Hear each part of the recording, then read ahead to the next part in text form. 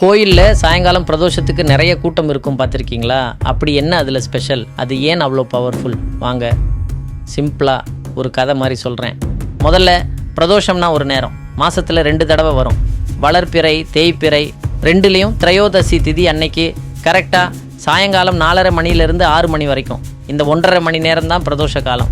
சரி, அந்த டைமில் அப்படி என்ன ஆச்சு? ஒரு பெரிய புராண கதை இருக்குது. தேவர்களும் அசுரர்களும் சேர்ந்து பார்க்கடலை கடைஞ்சாங்க. அப்போ பயங்கரமான ஆலகால விஷம் வெளியே வந்துச்சு. உலகமே அழிய போகுதுன்னு எல்லாரும் பயந்து ஓடினாங்க. அப்போ நம்ம சிவபெருமான் தான் நான் பார்த்துக்கிறேன்னு அந்த விஷத்தை எடுத்து கடகடன்னு குடித்தார்.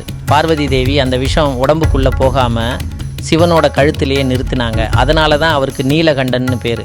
ஆனால் அந்த விஷத்தோட சூடு, அதோட தாக்கம் சிவனையே ஒரு நிமிஷம் ஆட்டி படைச்சது.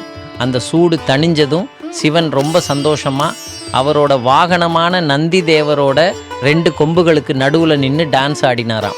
அதனால தான் பிரதோஷ பூஜையில் மற்ற சாமிகளுக்கு முன்னாடி நந்தி தேவருக்கு தான் முதல் அபிஷேகம், முதல் பூஜை எல்லாமே நடக்கும். நந்தியை கும்பிட்டுட்டு தான் நாம் சிவனையே கும்பிடணும். சரி, பிரதோஷத்துக்கு போனால் என்ன கிடைக்கும்?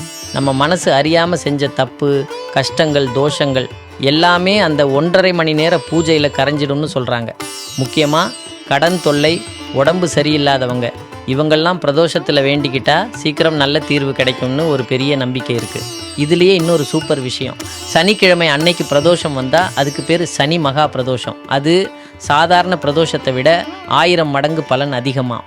அதனால் உங்கள் வீட்டு பக்கத்தில் சிவன் கோயில் இருந்தால் அடுத்த பிரதோஷத்துக்கு மிஸ் பண்ணாமல் அந்த சாயங்கால நேரத்தில் ஒரு 5 நிமிஷமாவது போயிட்டு வாங்க. மனசுக்கு அவ்வளோ ரிலாக்ஸாக நிம்மதியாக இருக்கும்.